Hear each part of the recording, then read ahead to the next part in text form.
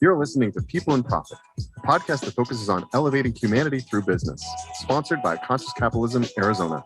And now, let's hear from our hosts, Jeremy and Sarah. Hi, everyone, and welcome to another episode of the People in Profit podcast brought to you by Conscious Capitalism, Arizona. I am Jeremy Neis, here with Debbie Accomazzo, your hosts, and we are excited for today's discussion with Mary Henry of AZ Talent Co-op and Ron Price of Price Associates. Before we dive into the conversation, for those of you who may be new to conscious capitalism, free enterprise capitalism has served to lift more people out of poverty than any other social economic system ever conceived, empowering social cooperation, human progress, and elevating humanity. And it can inspire to even more. Good business is the answer to many of the global issues humankind is facing, and that is what we'll dive into on the show. Conscious capitalism is a global movement with over 50 chapters across the world that is on a mission to recapture the truth that good business is about doing good for all stakeholders and creating a higher purpose for your organization that can benefit everyone. Our Arizona chapter is focused on highlighting the amazing businesses and leaders in our own state who are pursuing a higher purpose and consciously creating value for all of their stakeholders. If you would like to find out more about conscious capitalism and the Arizona chapter, please visit ccarizona.org. All right, so with the formalities out of the way, let's get into some fun stuff. Debbie, would you be so kind to share a little bit with the listeners about who's in studio? I would be happy to. First, we have Mary Henry, a human resources consultant and recognized leader in change management, people development, and organization assessment, focusing on adding bottom line value to organizations through people, process, and profit. Each of those are capitalized, so I think we're going to hear more about that. Her stellar leadership background with Fortune 50 companies in the retail space has been instrumental in her being sought after for organization change assignments. As a senior human resources leader with CVS, Mary was selected as the HR partner aligned with the business in multiple acquisitions. During these lengthy assignments, she used the Cotter change model to effectively integrate the acquired companies into the CVS organization and culture with detailed approaches, tools, and strategies. We look forward to hearing more, Mary.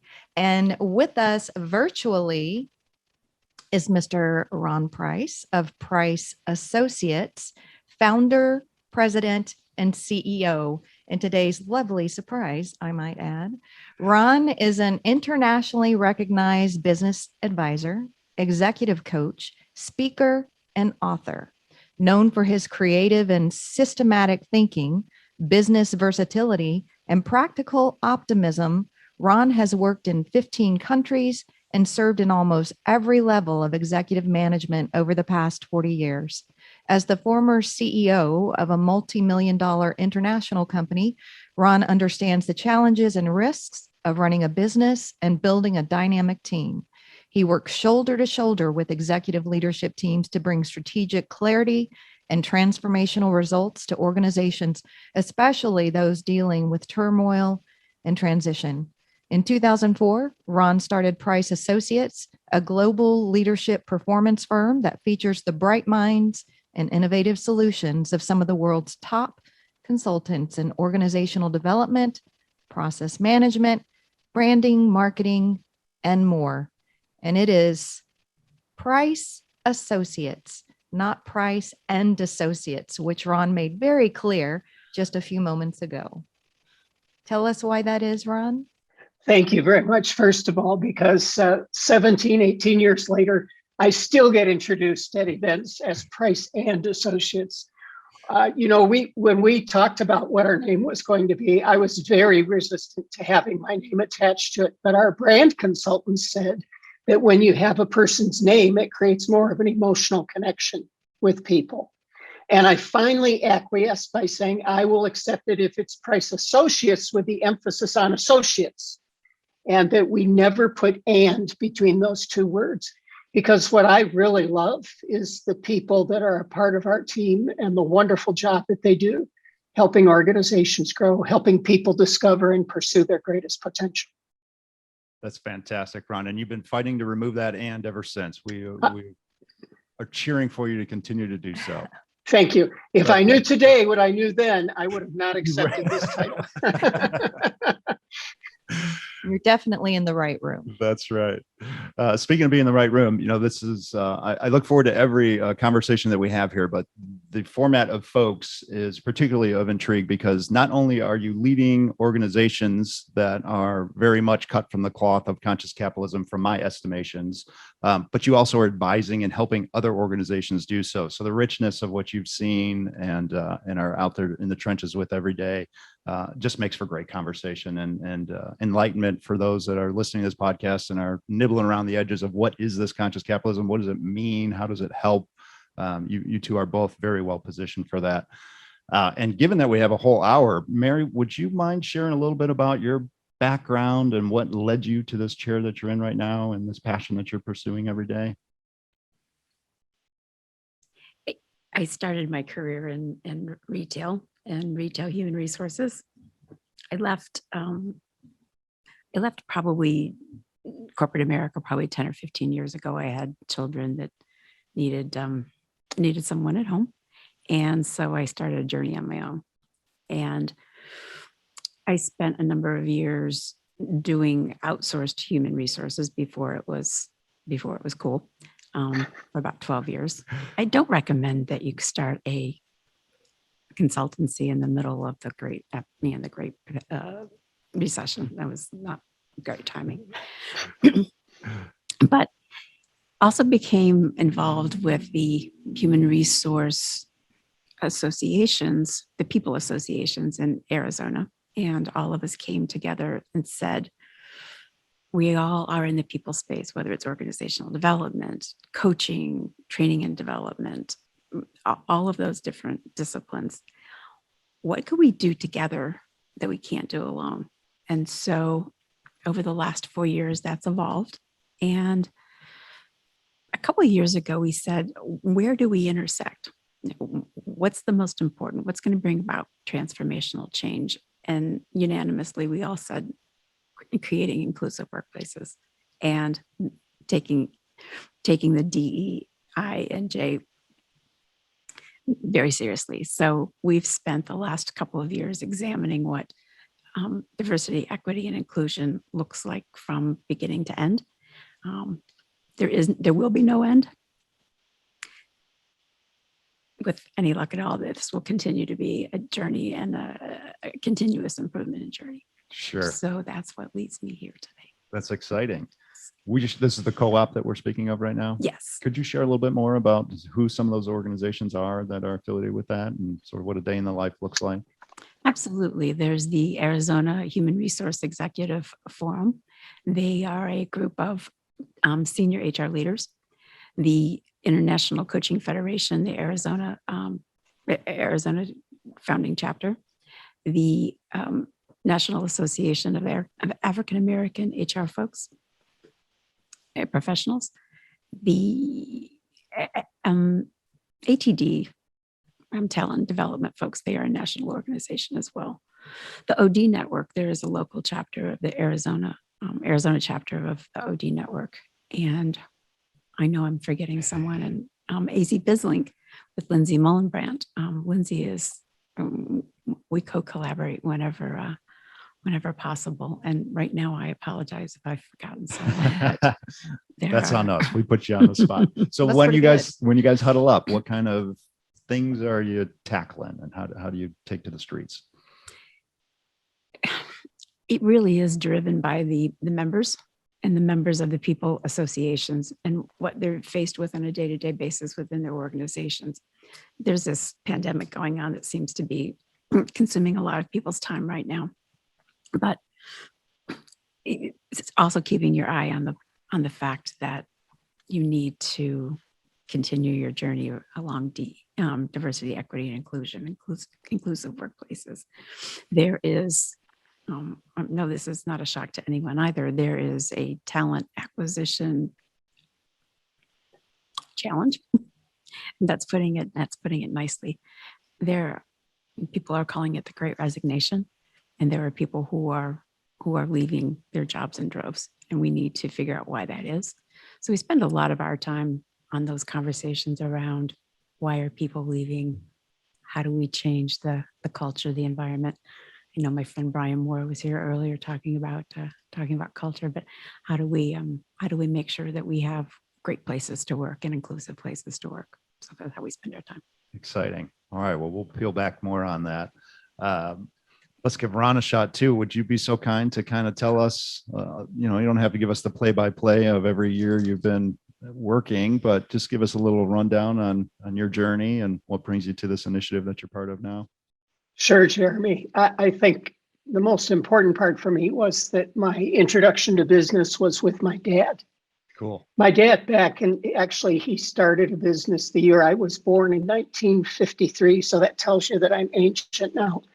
And I later joined that business with him as a co-owner. And my dad was an entrepreneur his whole life, but he was not an entrepreneur who was driven around making money. He was an entrepreneur who was driven around living his values. And he taught me that work is about connecting with people and serving people. And whether they were an employee or a customer or the member of the associations, our business was truck tire retreading. So we were active members of the American Trucking Association. He taught me that when I had to go out, I grew up in Michigan, and he taught me that when I had to go out on the highway in the middle of the night and change truck tires on the side of the highway with cars going by and splashing mud and ice on me, that was an opportunity for me to live my values. And my career, when I look back on it, really blossomed out of the example that he set for me, that business really is noble. And yes, you have to turn a profit. That's an important part of it because that's how you take care of people. It's how you reward those who helped you succeed. But the lasting thing, the thing that you care about when you get to the end of your life is to just serve people. Absolutely. Now, did those messages resonate for you immediately, or have those been, oh, Dad was onto something. Dad was right as you progressed through the years? As I've matured, I've come to realize that some of this stuff just gets put into our genes. It's part of our DNA. And some of it we learn from our experiences. So I think what I would say, Jeremy, is I've become more conscious of it over the years. It was always there, but I didn't always recognize it. Sure. But if conscious capitalism existed back in 1953 as an organization, my dad would have been one of its greatest proponents. Would have been right there. That's so cool. And I think we hear that a lot with conscious capitalism, that many who are introduced to the tenets of conscious capitalism recognize that they were perhaps practicing them innately, unconsciously. Correct. Yep. The unconscious conscious capitalist we like to share. Yeah, absolutely. Right. Okay, so you got your roots with your father. Where did things steer you toward to ultimately arrive at Price Associates? Well, you told me not to tell the whole story, so I'm going to keep it really brief. The play, but you can cover decades. That's let's move 12 or 13 chapters in. Fair enough. And I had the opportunity to take a company that was in North America and had about 35 employees and grow it internationally into 8 different countries with a heavy emphasis in Asia and the Pacific Rim.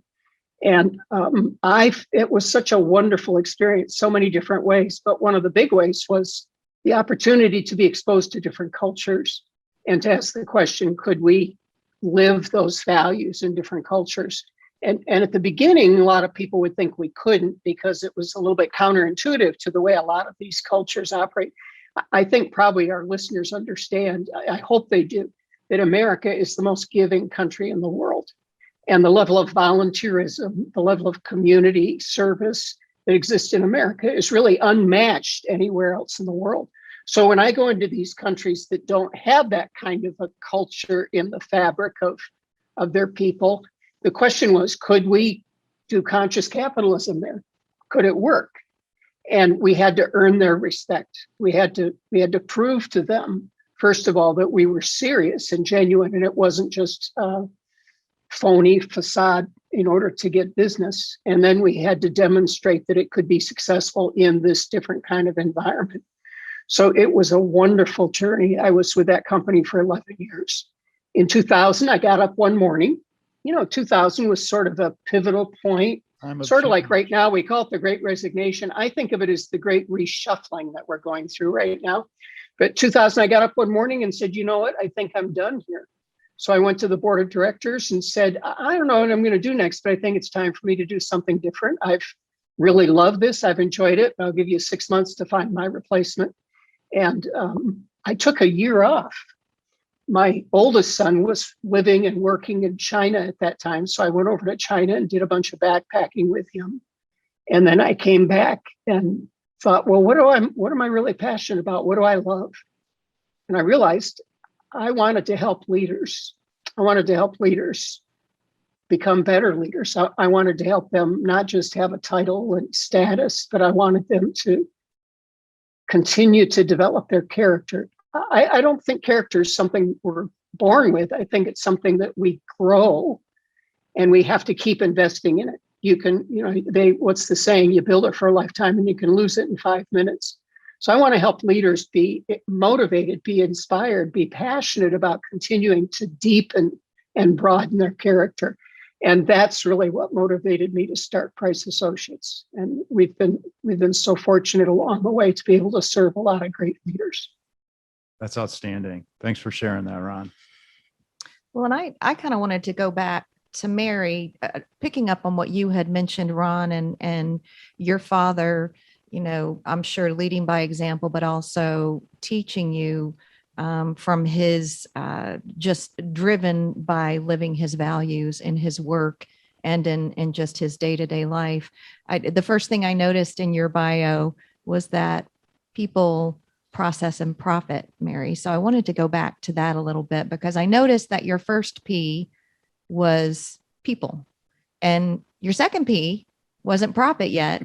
It was process. And that third P was profit. So can you talk a little bit about why they're in that order, and where that emphasis on people is and why? Sure.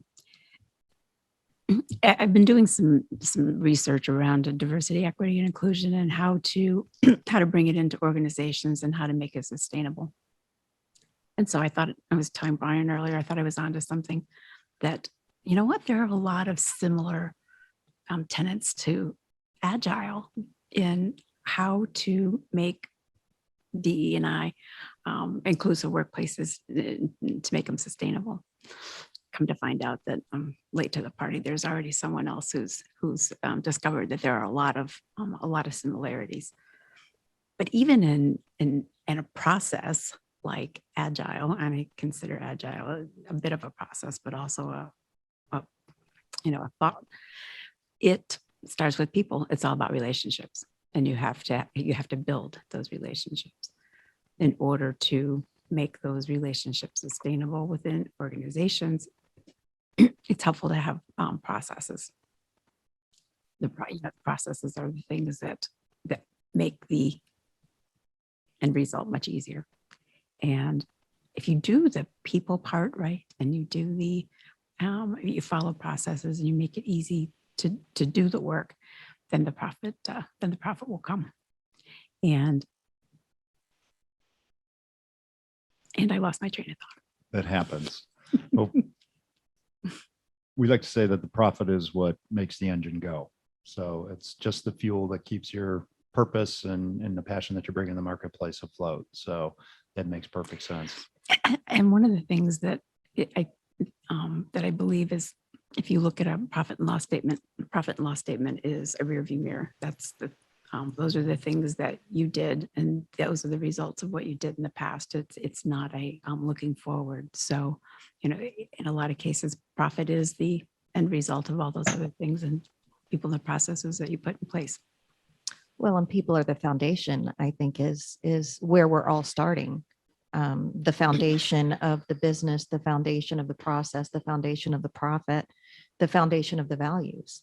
It all starts with the people, as do the tenets of conscious capitalism, which is what brings us here today. I wanted to have you clarify, and it might just be me. I'm trying to keep track of the acronyms and make sure that I'm understanding. You mentioned DEIJ. Explain to me what J is. I think I know what it is, but I want to make sure I get it right. And second part of that question is, it sounds to me like your emphasis and that of the co-op began focusing on those initiatives several years ago, meaning you were a little bit perhaps ahead of the curve as to where we are today, with such an intense focus on those initiatives. So, two-part question. I want to make sure that we understand DEIJ. Yes. Diversity, equity, inclusion, and justice. One of our board members said that, it has to be, she said in another way to express it would also be, fairness and justice. So that's where the DEI and J comes from. And the second part of your question was, it feels like your co-op was a little bit ahead of the curve in tackling diversity, inclusion, or diversity, equality, inclusion, and justice, as opposed to what our social discourse has been over the last 18 plus months. It feels like perhaps you got a jump start on the importance of bringing that into the conversation.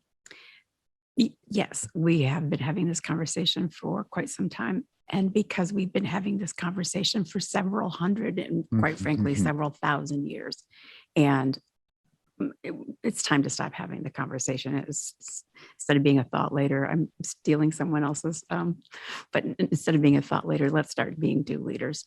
Okay.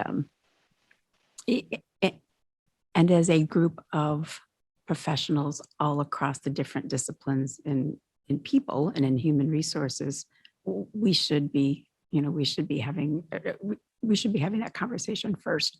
It should be top of mind, but that also tells you the type of folks who are involved in these types of associations. They are incredibly tuned to what businesses need to do to make inclusive workplaces in order to level that playing field from an economic standpoint. Everyone deserves the dignity to be able to do what it is that they're passionate about and make a difference in the world. Absolutely. Do you have any case studies you can walk us through? So you said, let's be doers. And I love that. So recognizing there's opportunity there, and that is probably on near the top of the list for many folks right now as they assess hiring and their approach on this. Any practical advice, or, hey, we just went through this exercise with an organization not too long ago, and here's some good takeaways. Any of those sprout thoughts for you? Yes, there's one gentleman that comes to mind, and he's a dear friend of mine, and he is heading up he is heading up a D&I initiative at the company he is involved with. And I don't have his permission to talk about it, so we'll just talk about him. That's fine. We'll talk about him, and I'll tell him about it later. Yeah, I'll tell him later. And he, I think he's about 6 or 8 months in, and he's already seeing great change. And the great change has come about because no one came in and said, we are going to do this training program and we're going to do this. It was, who's ready to start this journey? Not everyone's there now. Other people will come along, but he let the people within the organization who had passion. They formed employee resource groups, and they put together a mission and a purpose. And now they're seeing progress in the suggestions that that folks within the employee resource groups have fed back to the managers. These are the things that are making a difference, and they're acting upon them. So it's as simple as you huddle up the right people inside your shop and give them a voice and say, here's the opportunities to make changes. There was no master playbook that you needed to unveil for them. It was truly just giving them the spark, giving them the space, if you will, to be able to share what was already intuited by some of the folks in the shop. They helped put some structure around it in order to make sure that it was successful. But work is changing, and I'm a firm believer in the fact that if you put really talented people in a room together, that they will do the right thing. Yes. And they will come up with fabulous ideas. So put them in a room, give them space, and let them go. Mm-hmm. Ron was going to ask you, in your leadership training, is diversity, equity, inclusion, are those things that are part of your services, or is that more HR level and you're doing higher or different level of conversations with your leadership training? I think in today's world, Jeremy, you need to be talking about all of this, because if people are going to lead, they have to think holistically, and they have to think not just about what the organization's goals are, but they need to think about the individuals. I actually feel that diversity, equity, and inclusion training gives an organization a competitive advantage, because you're bringing in a broader set of perspectives on life. You're bringing in a broader set of capabilities and experiences that people come from, and you're bringing in a much larger network of relationships when you pay attention to that. So I think it's obviously it's fair, and it's about being a more fair, a more just society. But I think it's also, just like conscious capitalism itself is, it's a great advantage when you recognize the power that you can find in diversity. That makes good sense. And I agree. And I agree with you, Ron. Where I was going with the not a formal program is we let people join when they're ready. And instead of what was done in the past is we're going to go through this training program, and everyone will be trained and everyone will understand, and life is good. And that's not how the journey looks. So you're absolutely right. The more focus that you put it on it, but also the more that you let the people within that organization drive it themselves, I think the more successful it is. Yeah, I think you're right, Mary. And I think that one of the things we know about adult learning is that adults have to discover things. You don't teach them things by rote. They have to interact. They have to experience. They have to discover for themselves, and they own it.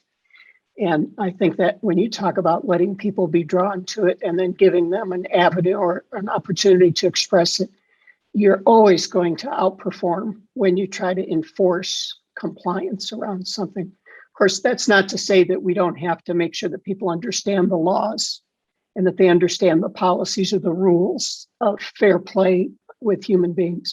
But that's not where the real energy comes from. The real energy comes from when you engage them and they begin to discover it.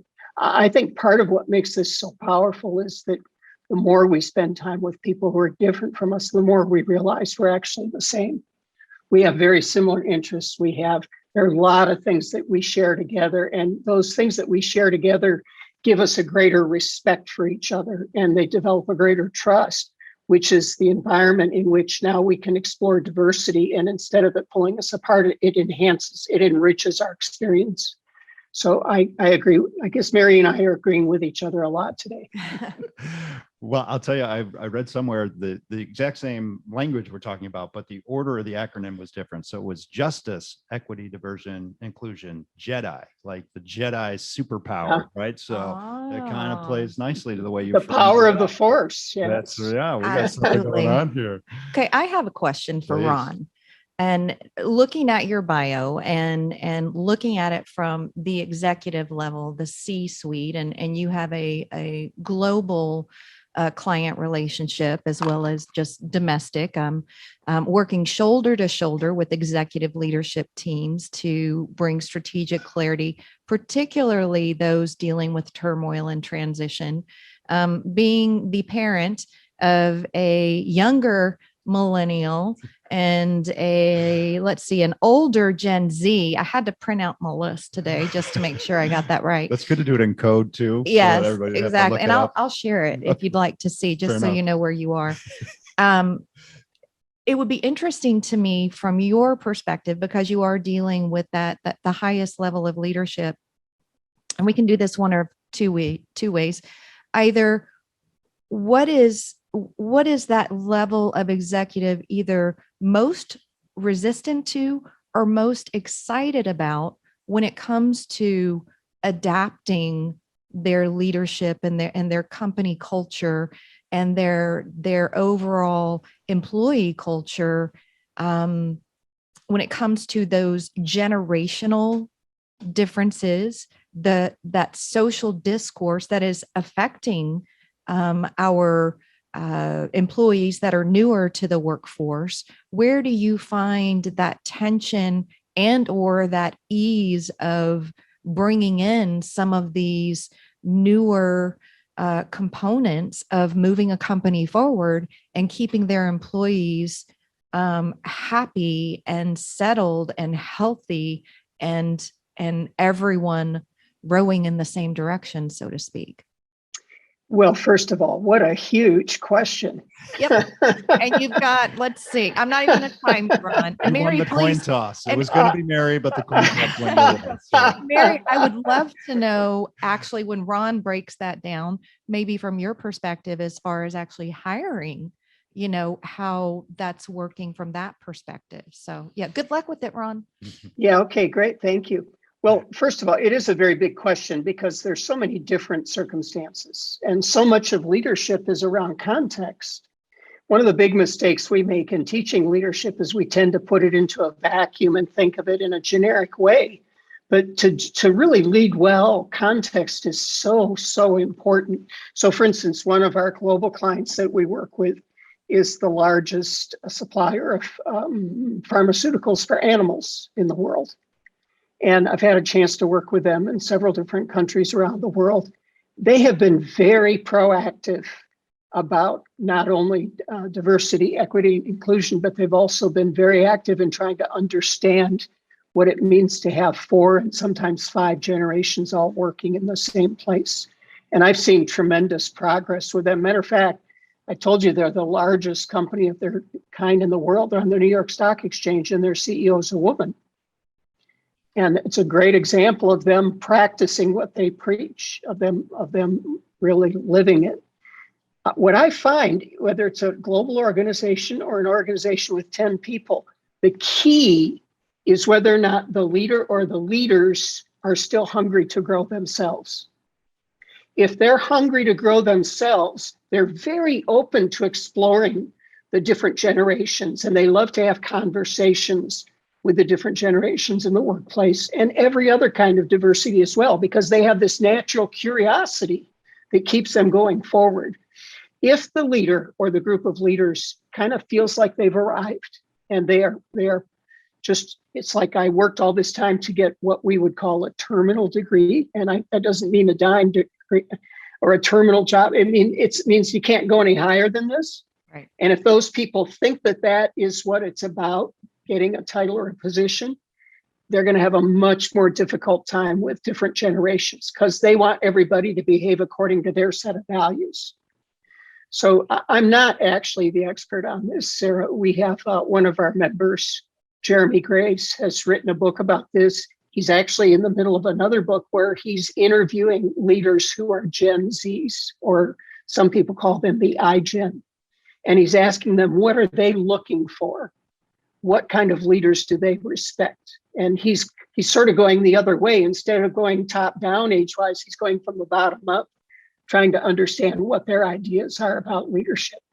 So there's just so much to explore in all of these things that we're talking about today, and especially because it's contextual, it's unique in every situation. But the one common denominator is the hunger to grow. If you've got that, you're going to find your way.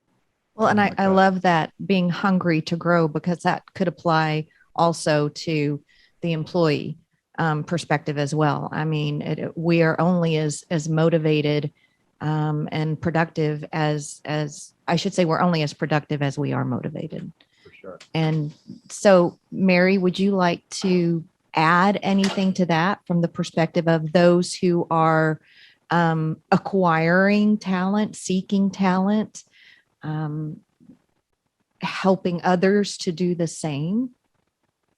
Because we're all still seeking out multiple generations and interacting with and employing multiple generations who are incented differently.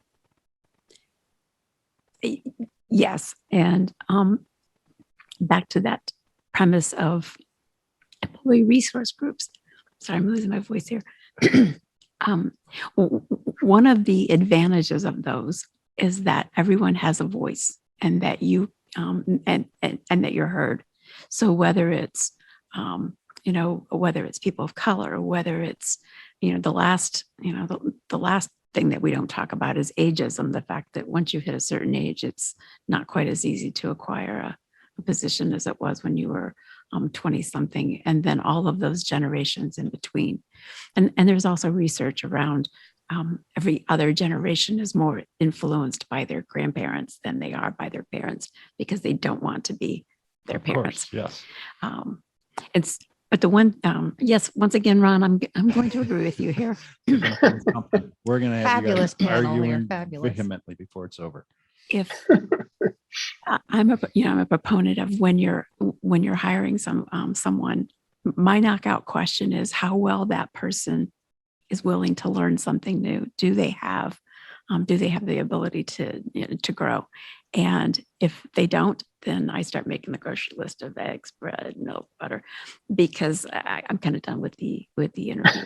So whether it's business leaders or those that you are bringing on board, the ability to learn, the ability to grow, and the ability to look at things differently is critical.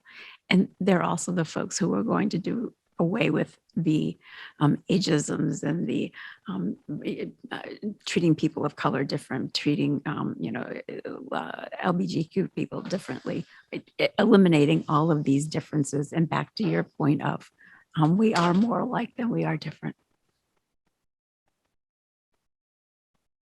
Well said. You had mentioned just a little bit ago employee resource groups. Would you please educate me a little bit more on that? And maybe, is there a connection in here? Ron's talking about leadership training, and the first thing that always comes to my mind when I think that is we have 2 ears and 1 mouth, because we should be listening twice as much as we ever speak on anything. And so I'm just curious, is that an avenue? Is it really back to the let's listen to the people that are ready to talk? Is that what the employee resource groups are, or how do they fit in this equation? Yes. People have really great ideas and are great problem solvers. They don't necessarily need the executives within the company to come up with all the answers. What they do need from leaders is the ability to feed that information to them and how it will impact and how it will change the organization, and for them to listen and to react to those kinds of things. So employee resource groups aren't necessarily new. I think at one point, companies had affinity groups. If you had a bowling team or a volleyball team, then that was kind of an affinity group. Employee resource groups are much more, I don't want to say they're formalized, but they're much more structured, and they have they come together with a common cause. And a lot of times that common cause is created within that group and not necessarily from higher up. So it's an example of information flowing up, as well as not the traditional way of information only flowing down. And I think Ron would probably agree that as organizations tend to flatten, and the hierarchical command and control, that some would argue it didn't work before, and it sure isn't working with these folks in the having a Gen Z at your house. It doesn't work. It really doesn't. You're right. Giving them the ability to have a say in how that all comes out. And the employee groups are within the enterprise, or is it my firm speaking with other firms and we're learning from one another, all the above? Oh, I like that. No charge for good ideas. I was going to say all credit to the first time, and then after that, it's fair mine. enough. I'll take a look at that. Typically right now they're internal. Okay. They're within they're within the CVSs and the Blue Cross and Blue Shields and the Freeport McMorans. They're within those companies themselves. They're a band of employees who have a common mission for their company. But we may have to explore that. That could work. Cross Best industry. practices. Absolutely. Right. Yeah, Jeremy, and we wrote a book called Growing Influence, a story of how to lead with character, expertise, and impact. And in that book, which is a business fable, we talk about building virtuous conspiracies inside your organization. Right. And a virtuous conspiracy is where you have people who have a similar interest and similar values who say, we don't need this to be hierarchical. We don't need this to be driven by the management. We can do this ourselves. So it's a great example of the energy and the life behind an employee resource group. It has so much more potential than when it's an edict or when it's overly structured from above. So once again, Mary and I are in agreement. Here we go. We're going to find it. We're going to find it. Yeah, well, you don't need to have a title to be a leader, right? You just need to have the passion and the interest and the will to drive forward with it. Right. So in the ever-changing landscape of business, Ron, what is the hot topics right now as you're advancing leadership services to people? Who's signing up for what? Well, all around the world, it is about talent. Okay. Yeah, it's the great reshuffle, I call it. And it's complex again, because it's always contextual. Mary's right when she says that there are a lot of people leaving the workforce. And unfortunately, it's disproportionately women who are leaving the workforce right now. When you look at the statistics, somewhere, depending on what day the survey's taken, somewhere in the range of 45 to 50% of all employees are thinking about making a change within 12 months. 70%, did you say? I said somewhere between 40 and 50%. 40 and 50, okay. Yeah, that's a huge number. It's unprecedented in the era of collecting that kind of data.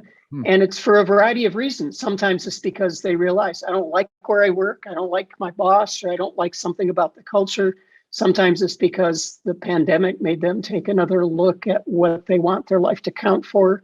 Sometimes it's because of changing family situations, as Mary mentioned earlier.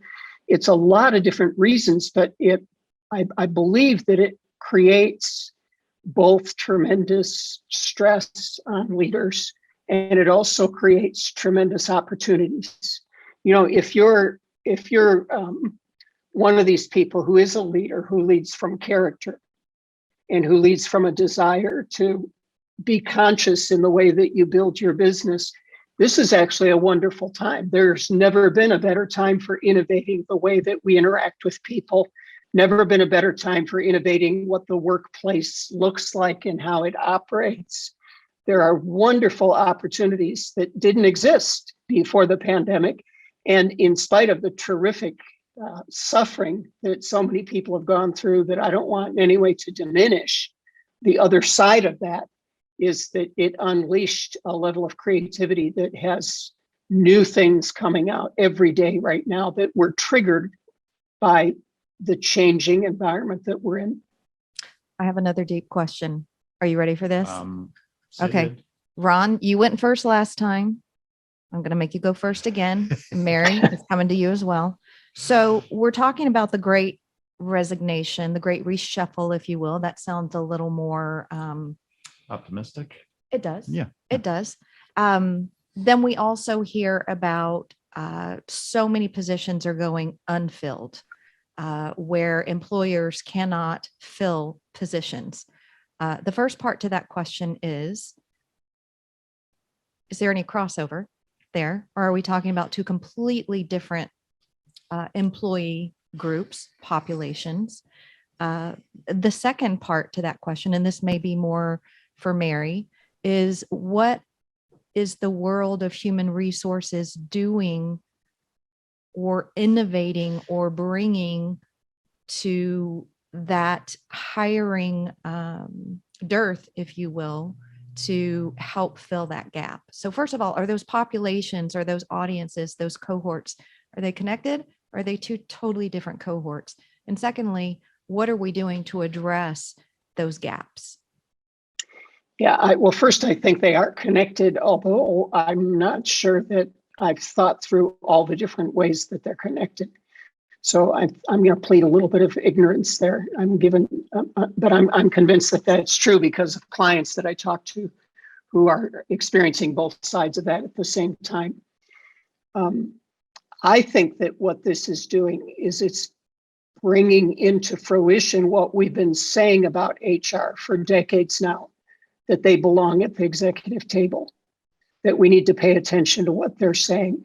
And I think that a lot of business leaders have sort of given lip service to that, but now it's become mission critical to their success. Now they really do have to have people who understand the people issues at a deeper level. As Mary said, understand how people connect to process, we've explored this quite a bit, and we've discovered, for instance, in our innovation practice, that if we understand different ways that people innovate and how they fit in the continuum, and we organize them according to their talent, their skills, and their passion, all of a sudden the innovation initiatives gain great success. So we actually, using the reports that we get from TTI Success Insights, we measure people's innovation fitness in 6 different stages of innovation. And this is really something that, this is an example of how HR is becoming much more strategic and earning respect. And now executives are saying, hey, I want that for my group. I want that for my company.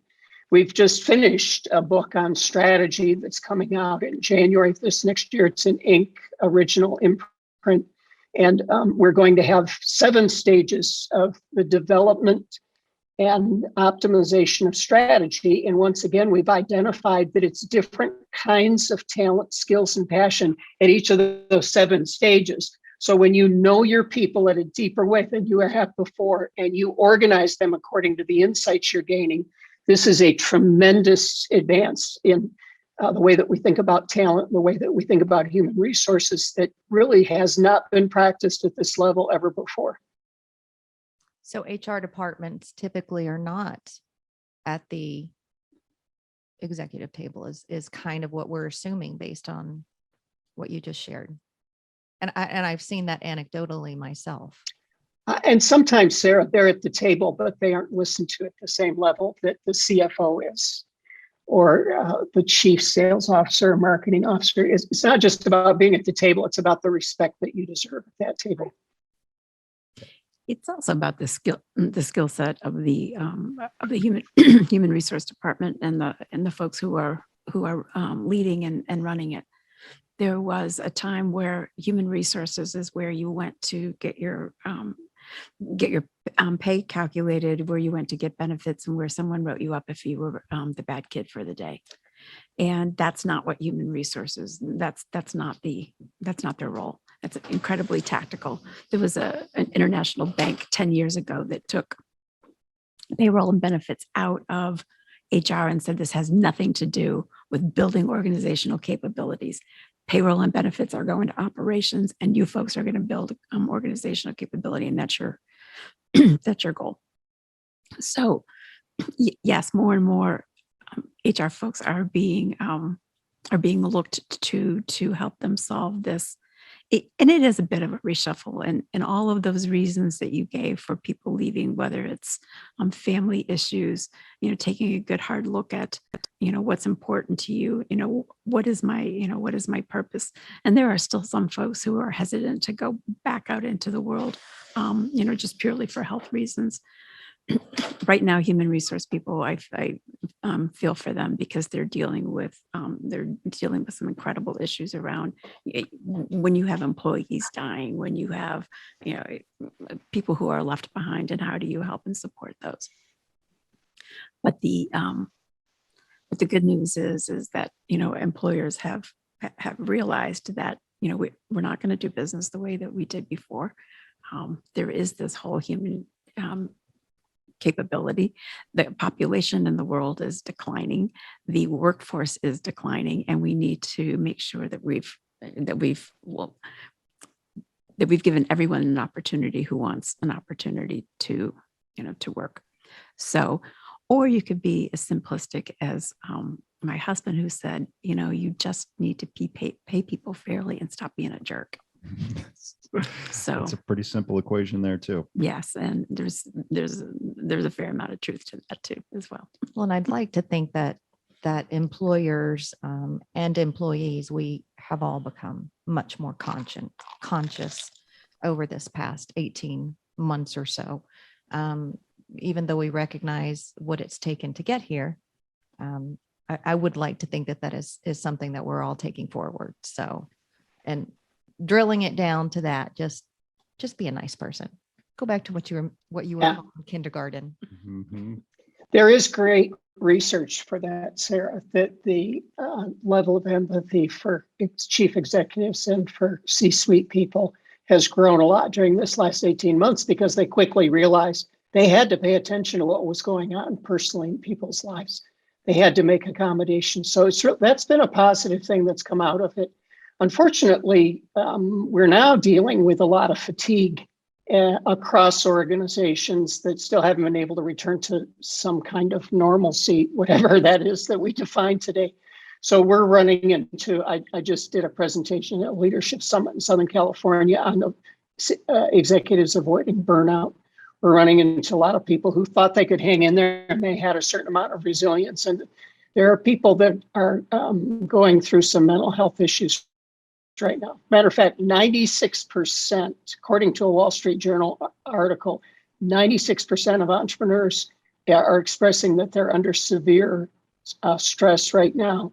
And chief executive, C-suite leaders are experiencing depression at a rate 4 times the average in the United States. So we're not out of the woods yet. We're getting sort of the tail of all of the disruption that's taken place.